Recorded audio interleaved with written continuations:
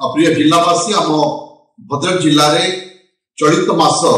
मार्च 23 तारिख रविवार दिन आम भद्रक सहर महकुमार अवस्थित मठसाई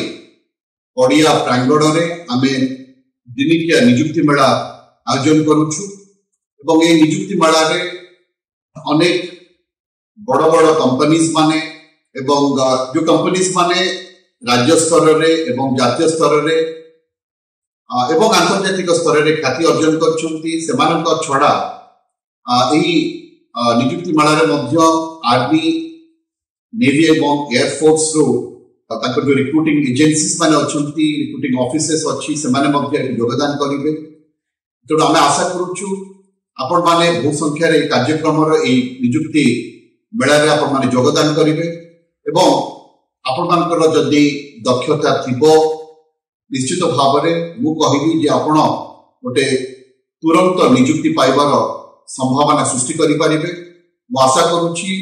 समस्त जिलार युवक युवती माने ए कार्यक्रम में योगदान करिवे एवं ए कार्यक्रम को